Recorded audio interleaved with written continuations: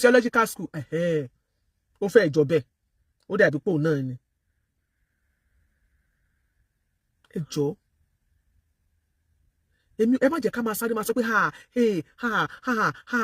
ọ̀rọ̀ bàbá yìí ò jọra wọn o whatever tí anybody bá ní tó fẹ́ fi assist bàbá yìí let them just give it to bàbá and let bàbá go kí bàbá máa lọ pẹ̀lú àwọn family bàbá lóhùn ò lọ́mọ àwọn ọmọ ti yọjú máa yẹn ó tún dárúkọ church ẹ̀ síbẹ̀ ó kọ orúkọ ẹ̀ síbẹ̀ he said we should go to his page we should go and see ó yẹ ká tiẹ̀ wá page ẹni yẹn lọ bóyá a lè rí ó dárúkọ ẹ̀ síbẹ̀ ó ní ká lọ wo page òun pé a máa rí bàbá yẹn ń bẹ̀ pé he was in his church for 1 year tó ń tọ́jú bàbá yẹn. So ogun kẹlòmíì tí wá believe pé orí social media ni wọ́n ti máa make a live anybody that has any problem will now be going to Agbala anybody that has any problem will now be coming to me anybody that has problem will now be going to speakers from one speaker to another láti máa sọ pé àwọn need assistant. mi ò àwọn theological school tó ń sọ pé wọ́n fi ń ṣe 419 èmi ò mọ kankan pẹ́ bàbá lóun fẹ́ kọ̀wé òun kó 80 million sílẹ̀ bàbá ní 80 million so 80 million yẹn ẹ̀kan náà ni bàbá kó gbogbo tó ní láyé àti lọ́run sí ni wọ́n sì gbà lẹ́ẹ̀kan náà 80 million. ẹ mọ̀ tanra yín o ẹ má tanra yín o èmi ni tèmi èmi máa ń ṣiṣẹ́ bí Holy Spirit bá ṣe direct mi ni bí Ọlọ́run bá rán mi sẹ́nìkan kò sí nǹkan tẹ́ni yẹn lè ṣe ajídára lọ́lọ́run ìbá àforíso kó dorí kodò kó forí gúnlẹ̀ ó ń dára ni o that is one thing about me. so àgbà tí mo gbé ọtí ń sọ mo ní àmì ò tiẹ̀ ní tírẹ̀sì pa kéèsì bàbá yẹn ẹ̀mí mi ò tiẹ̀ ní pé kí n lọ wo show yẹn mo rí wọn ní mi ò mọ̀ wà lórí ṣùgbọ́n àtàwọn mi wọ́n gbé bàbá kan wá 48 years in kìíní kan nothing to show for it mi délé mo kúrò mẹ́ because you cannot be in abroad for 48 years tó bá ṣe dáadáa sílé káàtọ̀ tó yẹ pé ó tiẹ̀ dúpẹ́ wọn tó bá tiẹ̀ wọ́ọ̀sì pé wọ́n deport èèyàn ní after 48 years tó padà sílé ṣé tó bá ṣe dáadáa sílé ò ní rí nǹkan fall back sí don't tell me what is not is it possible láti travel wá ní abroad for good 48 years kó wá máa para wá pásún wá lórí ìkànnì pé you have nothing to show for it what of àwọn tó wà Nàìjíríà tí wọ́n wọ́n opportunity gan láti travel àti wọ́n ò tí rí àwọn go jáde kan sọ pé àwọn ò lẹ́ni to show for it báwo lèèyàn ṣe máa bímọ tó máa sọ pé ò bímọ so àwọn family tó wá jáde wá àwọn family tí wá jáde wá ń sìn káwọn family ẹ máa gbé lọ kọ́ lọ tọ́jú ẹ o kí àwọn family ẹ máa gbé lọ kí wọ́n lè tọ́jú ẹ not even a house Mọ́mí mo Bọ́lájí Ọládìkẹ́ Àjàlá not even a house not even ilé single ilé àbẹ̀rẹ̀wọ̀ bíi tilé èkúté pé I have something 48 years èmi rè ẹni tó ní 80 million kó tó ní 80 million kó tó máa sọ pé ó fẹ́ fi 80 million publish ìwé 80 million kó fẹ́ fi publish ìwé kí ni wọ́n gángan ti fi ìgbésí ayé ṣe kọ́ ẹni tó lè mú tó fẹ́ fi bàbá lè ní dementia so gbogbo ọ̀rọ̀ tó bá sọ kọ́ lè máa gbàgbọ́ tó láwọn èèyàn ti pè mí etí mi fà bí wọ́n ṣe ń screenshot ni wọ́n send the message Ọlọ́run mi ò parọ́ fún yín àwọn gbogbo voice note kún tí gbogbo àwọn voice note kan wà tí mi tiẹ̀ tí ilé ka ẹ jọ̀ọ́ kẹ́nìkan bá mi wá máa tó sọ pé chukwu whatever yẹn tó ní orúkọ ẹ jẹ́ kí n wò my name is ẹ jẹ́ kí n wá ẹnìkan tún ní I have run a deep research on this man and what I can say is that there is no such name linked to Canada.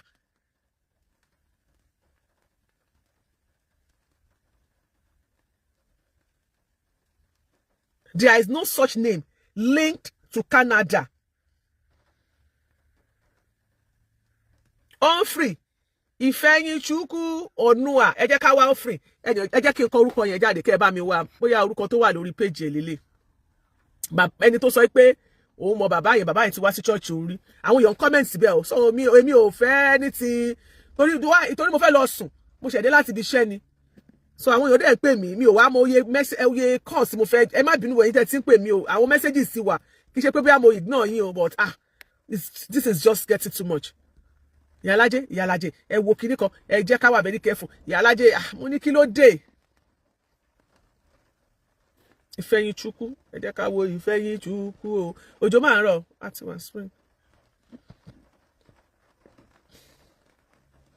school theology tí bàbá tí wọ́n ló ti fi gbá wọn ní church wọ́n lágbà bọ́là ní bàbá gan ẹ jẹ́ ká wà very careful ṣé bàbá tí wọ́n máa gbá wa wọ́n máa ṣé àwọn èèyàn tó bá wá sórí social media gan mo ṣé wọn ò mọ̀ pé tẹ́ bá ti wá sórí social media àwọn tó máa mọ̀ yín máa gbórí jáde ni mo fẹ́ kọ orúkọ máa tó sọ̀rọ̀ bóyá máa ní àbí woman ẹjọ́ ẹ bá mi lọ sí bá ti post ẹ bá mi lọ sórí Facebook ẹ lọ bá mi wá orúkọ yẹn jáde.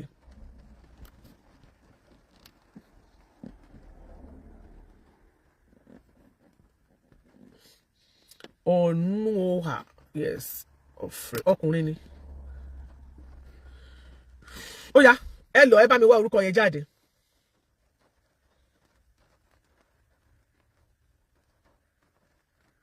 Ẹnìkan náà tún sẹ́yìn ó tún ẹnìkan náà pè mí ó ní bàbá yẹn ọmọ Ìjẹ̀ṣà ni bàbá yẹn o bàbá is from Ìjẹ̀ṣà ìjẹ fáwọn àna ìyá alájẹ ẹ má dáhùn o bàbá is from Iléṣà o sorry bàbá is from Iléṣà o ẹ má dáhùn o ìjẹ fáwọn àna yìí o people are just sending different messages to me. Kí ló dé? The baba should go and sit down káwọn ọmọ ẹ máa mú lọ náà.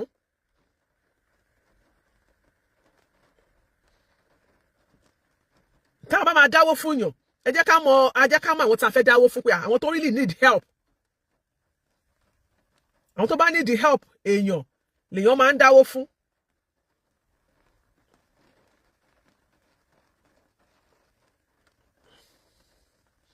Ẹ jẹ́ ń wá Ìfẹ́yìn ṣúkú àbí kí lẹni yẹn ló ń jẹ́ kí ni mo kọ sílẹ̀ yẹn.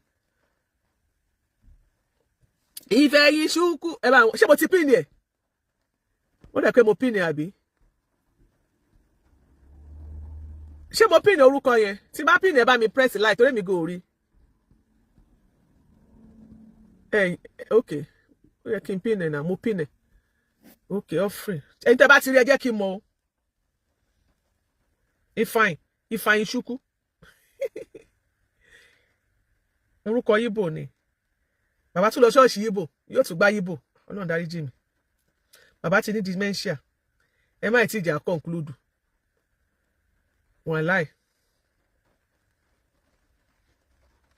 Ìfẹ́yìn ṣúkú ọ̀run wà ẹ jẹ́ káwọn bóyá máa gbọ́ orúkọ yẹn jáde. Àbí orúkọ chọ́ọ̀chì ládẹ máa wá. Ó gbé jáde o. Irọ́ orúkọ tó gbé jáde fún mi yàtọ̀ offering.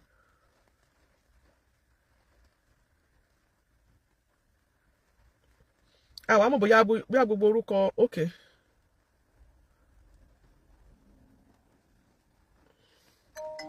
Ẹjọ́ yìí tẹ́ bá rí ẹ jẹ́ kí n mọ̀ o. Ìfẹ́yìn orúkọ àwọn tó ń jẹ́ orúkọ yẹn máa pọ̀. Wọ́n ní bàbá fẹ́ ganu sí ni. Me I'm not interested o. Okay ẹni yẹn gan bí orúkọ ẹ̀ náà ló fi ṣe orúkọ yẹn gan nǹkan tó fi ṣe page ẹ̀ ló yẹ kí n wò náà tó fi comment lórí Facebook. Sorry ẹ má bínú. Orúkọ tó fi comment gangan bó ṣe kọ lórí Facebook ló yẹ ká wò. Orúkọ tó fi comment Ìfẹ́yìn ṣúkú on free ẹ jẹ́ orúkọ tó fi comment ní kẹ́ jẹ́ kí n kọ ẹ má bínú. Mo fẹ́ ká wà ní orúkọ tó fi comment la máa wá ẹ má bínú. Kì í ṣe orúkọ tó introduce orúkọ ẹ̀ gangan kọ́ ni a máa kọ sílẹ̀. But orúkọ tó fi comment la máa wá. Ẹ̀yin tẹ́ ń pè mí okay sàn mi ló ń pè mí ó ti wà ní school. Ìfẹ́yìn ẹ má bínú Ìfẹ́yìn ṣúkú orúkọ tó fi comment la máa kọ ìyẹn la máa fi wá page ẹ̀ on free kíní kan on free z àbí on free choose àbí kí ló ń jẹ́ on free.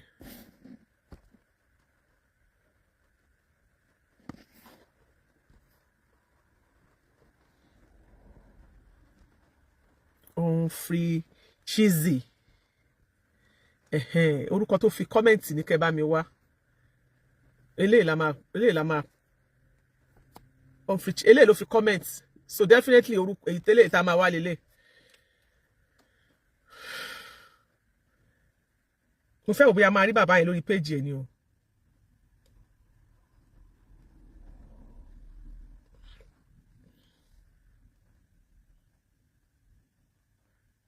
Ẹ̀yin tẹ́ bá ọwọ́ yín bá fàṣẹ bá mi wá o.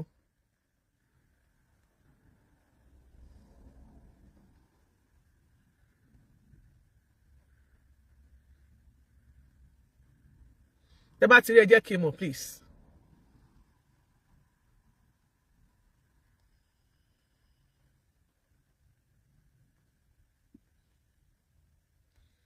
Ìfẹ́yìn ṣúkú.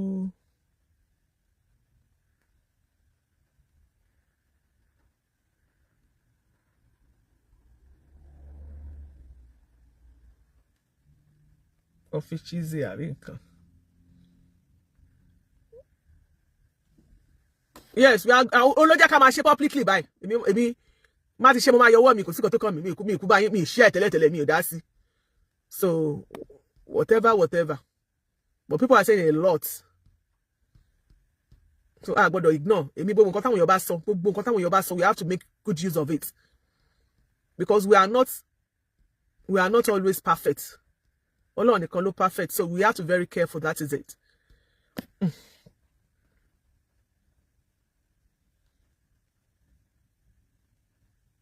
Ogbewa. Ogbewa for real. Ogbewa. Pastor Lenny o. Ogbewa o. He's a pastor o.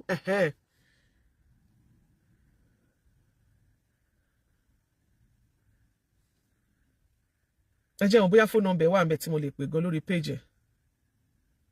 Does he have a phone number? There's no phone number there. It doesn't have a phone number on his page.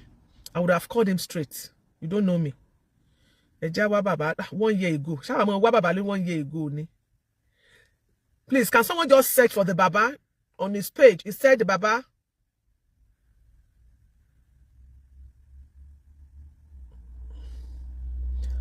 Free Chuku mo ti rí phone number. Ẹ jẹ́ kí n kọ sílẹ̀. I will call him. Èmi ẹ̀gbọ́n wọn ni. Call on Joe Gbe.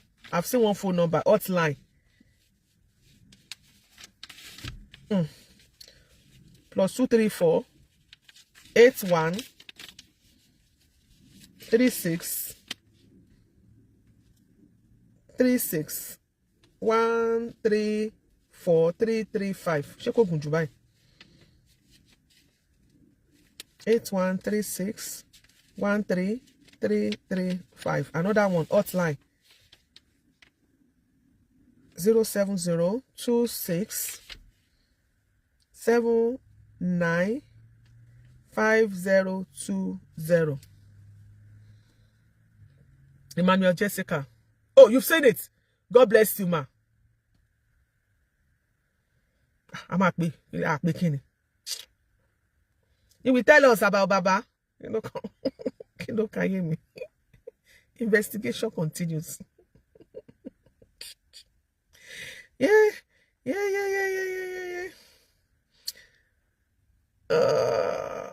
Oh yeah, ibo ló ti máa pè jàre. Ẹ̀yin tẹ́ ń pè mí ẹ má bínú. Kí ló dé? +234. Ṣé mo ti recharge phone ìjà kò tẹ wò báyìí? 81 36 36 133 5 00 31 36 30 31 13 335. What do I put 41 there? Show correct by. Correct. Bí ni mi kọ pé ẹ jẹ́ kí n lọ sórí ẹ jẹ́ kí n save number yẹn sórí WhatsApp line lele.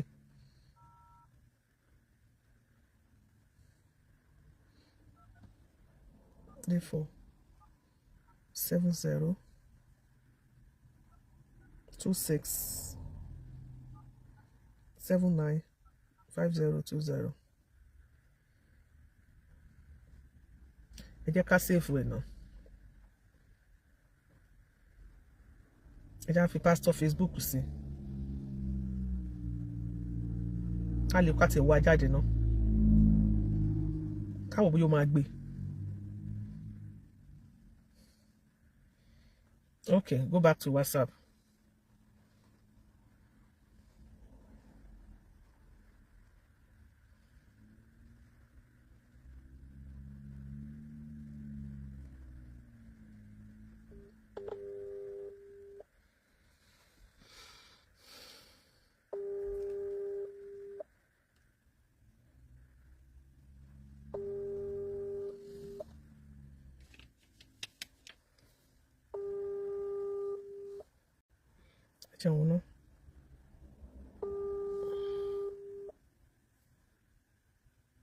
Have you called him? Mommy, I've called that man. Please give him my number to call me. It's not going through here. Mommy Mojísọ́lá. Ẹnikẹ́ni yẹn pè mí ẹ fún ní studio line. Please, oh my God. Ẹ jẹ́ mo rẹ̀ kí mo máa recharge sórí phone ni o. Ẹ̀yin èèyàn mi.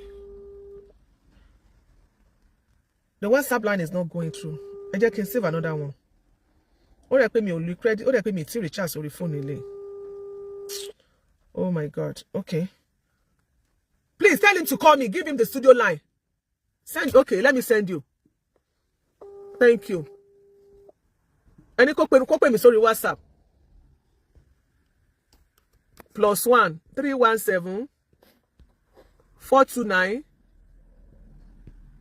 7082. Nọ́mbà mi nìyẹn. Mommy Mojísọ́lá mo ti send ẹ, mo ti fi reply yín. +1 317 wádìí kíni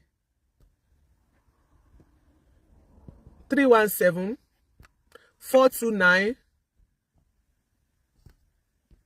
7082. Ó yá, ẹ fún nọ́mbà mi. Ṣé kò sí like mo bá mi download app ẹ sí. Má dẹ̀ ti recharge. Yes, go add up. Adiza. Story you add up. If I knew tell me o gbọ́ mo ko wo bí how many minutes nbe ni. Mi ò gbọ́ story yẹn dáadáa. Because mind me, I follow my mind. Mind me o kin so mi. Èmi ò like mo ti ṣe ń gbọ́ gbọ́ bá ló ṣe máa travel for how many years. Tó máa dé tó máa lórí nǹkan kan mú bọ̀. So tó bá ti wá rí nǹkan kan mú bọ̀ la abroad wa máa bọ̀ lé ká dáwó fún ẹ. I don't do things like that. Ṣé bá abroad la wà yìí tí Michelle mo ti ń bọ̀ mi ò tí so ṣe 12 hours mo lọ fà 7 to 7. Àárọ̀ tí mo ti dé ọ̀rọ̀ àwọn courtroom ni mo fẹ́ nìkan appointment for 7:30. Lẹ́ni mi ti wọnú ilé inú mọ́tò ni mo ṣì wà láti àná ni mo ti kúrò nú ilé. So bá wa Ọlọ́run má jẹ́ kéèyàn kọ́nà má jẹ́ kéèyàn kí ìrìn àjò dàbí ejò tó rìn lórí àpáta tí ò nípa. Ó wá travel for 48 years. Ó wá travel for 48 years. Ó wá padà dé ní 48 years. Ó wá padà dé. So àwọn tí ò travel tí ò opportunity láti travel for 48 years. Tí ò opportunity láti travel abroad for 60 days. Nìkan wá máa dáwó fún wọn tó ti lọ for 48 hours. Kí ló mú bọ̀? Kọ́nà má ṣe ìrìn àjò wa tó dàbí ejò tó rìn lórí àpáta tí ò nípa. So ẹ wulẹ̀ sọ pé bàbá ní dementia. Bàbá ọmọ nǹkan tó ń sọ kó kàn family ẹ̀kẹ́ fún níwọ̀n tẹ́ bá tó wá fẹ́ lọ fi jẹun kó máa lọ. No, bàbá is over 80 years. Téèyàn bá dé 80 years ní kó wá sọ pé òun ò ní family, òun ò lọ́mọ. Ìbá family ti yọjú. Then bàbá is over 80 years. Àwọn tó ti jáde pé bàbá wá sí church àwọn kó fẹ́ wá gbà àwọn ńkọ́. Àwọn tó ti sọ bàbá bí 15 years ago, 19 years ago. Pé bàbá fẹ́ wá gbà àwọn ní church àwọn. Pé kódà Ọlọ́run ló ní káwọn àwọn obìnrin wọn gan bàbá ti tún fẹ́ máa mú wọn mọ́lẹ̀. Ẹ̀yin ńkọ́ ẹ sọ ẹ yọ gbogbo age yẹn yọ kúrò ní age bàbá náà. Ẹ yọ 15 years ẹni tó pè mi ò ń fẹ́ máa play voice èèyàn ni. Ẹni tó pè láti fi tó pè ìgbà tí bàbá mo ń bọ̀. Mi ò fẹ́ mi hard mi play voice èèyàn. Ṣé bàbá ó bá yàn sùn ni? Bàbá fẹ́ bá àwọn girls yẹn sùn náà. Àkọ́sọ́ nípa àṣírí bàbá tú. Tó fẹ́ máa fi kíní theology school gbá wọn. Mi fẹ́ kó ẹ gbọ́ orúkọ ẹni yẹn náà.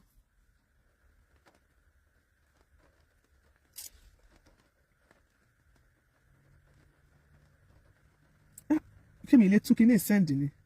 Okay, ó ti ń play. Ẹ jẹ́ kó play díẹ̀ kó pọ̀ orúkọ kúrò. Mo fẹ́ kẹ́ni yẹn dárúkọ ẹ̀ kọjá. Just a quick one.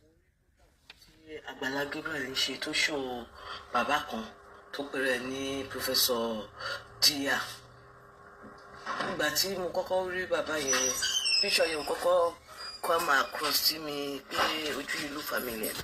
But ìgbà tí mo wá sorry mo wà ní iṣẹ́ ní ìyálẹ̀dẹ̀. So ìgbà tí mo wá túbọ̀ tí wọ́n tún gbé bàbá yẹn wá again, ojú yẹn wá ṣẹ̀ṣẹ̀ wá yé mi pé this particular man èèyàn tí mo ti rí like let me say àti máa lọ sí 15 years ago tó wá báyìí náà tó wá sí church ibi tí mo lọ gbà yẹn tó wá present rẹ̀ as professor pé òun fẹ́ dá theology school sílẹ̀ theology wá register nìkan a lot of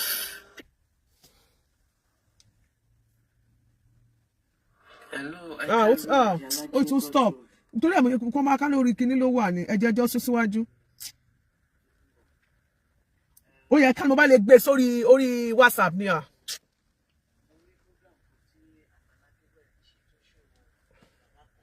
tó pèrè ní Professor Tia. Nígbà tí mo kọ́kọ́ rí bàbá yẹn, picture yẹn kọ́kọ́ kọ́ máa cross sí mi pé ojú ìlú family. But ìgbà tí mo wá, sorry mo wá ní iṣẹ́ ní ìyálàdé. So ìgbà tí mo wá túbọ̀ tí wọ́n tún. Passport wà ní CBN ẹ̀dẹ̀ gba gbogbo nǹkan báyẹn gbọ́. CBN fẹ́ lò wọ́n fẹ́ torí ẹ̀ ṣòwò. Èèyàn tí mo ti rí like let me say àti máa lọ sí. Old age ń da bàbá láàmú ẹ má dára yín láàmú old age. Tó wá báyìí náà tó wá sí church ibi tí mo lọ. Is the fact that fair you are chuku? Okay, is there? God bless you, Abiola. Ẹ máa send ẹ sí wa now. Karen, when you are register, a lot of people fell victim of it. Even gone kí ló dé ẹ máa sọ̀rọ̀ lọ. Hello. Ẹgbó pé èdè sùúrù ẹjọ́ mi mọ̀ tí kíní ṣe ń padà sẹ́yìn o. Ṣé mo lè send ẹ sí ọ̀dọ̀ mi? Ó dẹ̀ dùn mí bí tán lọ send ẹ sí o. Ṣé mi ò lè copy kíní ẹ̀ ṣá. Ẹ jẹ́ kó máa play lọ tó bá ti débi tí wọ́n ti fẹ́ gba ẹ máa gbọ́. So, hey, Joyce Blog, God bless you, my sister. So, gbogbo àwọn nǹkan báyẹn mi I don't do it. Gbogbo information tó ti dọ́dọ̀ wa, scammer ni bàbá yẹn nígbà tó di pé bàbá tó wáyé pé bàbá tiẹ̀ wá wọ dementia báyìí, kó tó di pé bàbá tiẹ̀ wá wọ old age báyìí. The baba has always been a gbàgbàgbà, àgbà bọ́là. So, nígbà tí nǹkan bá tún dé, tán gbé kéèsì wá, tí ẹ tún sáré ṣe blabla tá tún lọ ń dáwó, tó lọ padà jí bí kéèsì bàbá tún lè dé bèbè gan tún dájé lè lọ. So, kéèsì lè máa worse if care is not taken. So bàbá ní dementia, ó dẹ̀ mọ̀nà Àgbàlá Gabriel, tó ní bí mo bẹ́ẹ̀ ṣe máa ń sọ̀rọ̀ o.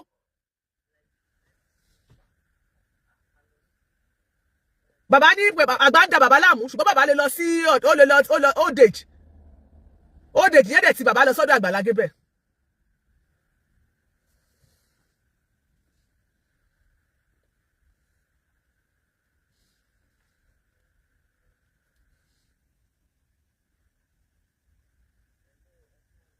Mi ìmọ̀dí tí kíní yẹn ṣe ń padà sẹ́yìn.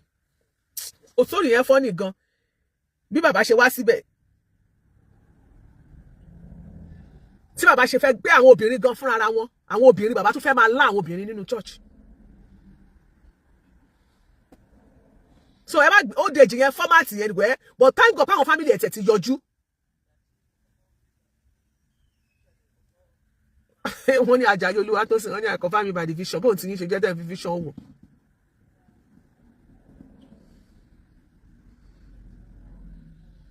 Yes, call that man. Tí mo fẹ́ kọ́ máa mo máa fẹ́ ṣe kí lẹ́yìn pé ná mo fẹ́ recharge orí fóònù yìí orí bí ni kíní wà tí mo lè fi recharge bóyá kí n sáré download kíní yẹn.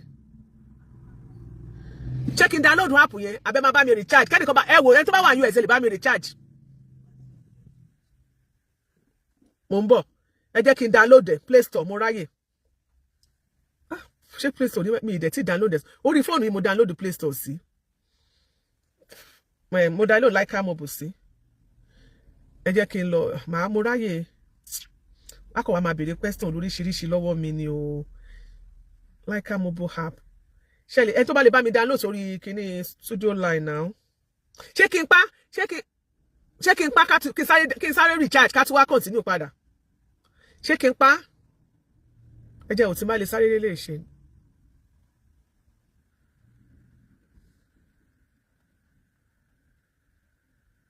Mo ti ń download ẹ jẹ́ kó download.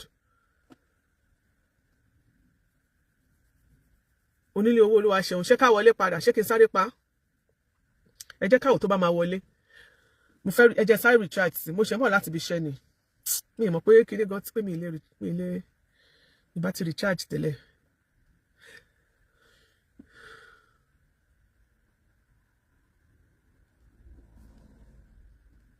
Okay. Ẹ jẹ́ ká wò a ní láti pè máa yẹn kí làwọn family náà lè mọ̀ pa ti mọ̀ bó ṣe ń lọ so that they will not come mo ti ń download they will not come kan tí wọ́n máa fún wa ní bòbò jẹ that's why àti mo ṣe tag Àgbàlá káwọn family ẹ̀ náà lè máa gbọ́ wípé a ti gbọ́ nǹkan tí bàbá yẹn ṣe òótọ́ ọ̀rọ̀ ni o káwọn náà mọ̀ pa ti gbọ́.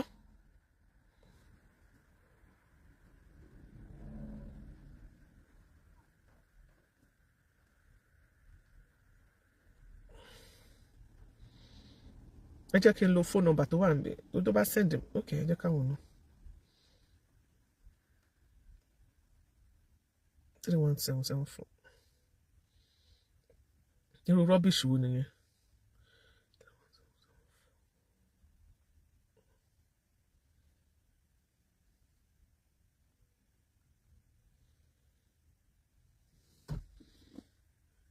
àfẹ́ wàhálà àfàgbàlà ni torí tó bá délẹ̀ tán sí you know people.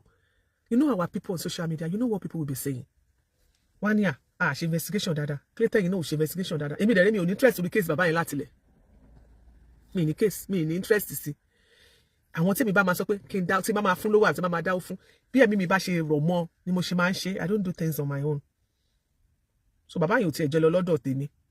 Ẹ má bínú, ẹ̀yin tẹ́tí tó tí ẹ ti ṣàánú bàbá yẹn. Táànù bàbá yẹn ti ń ṣe 31774868843. 317-429-7082.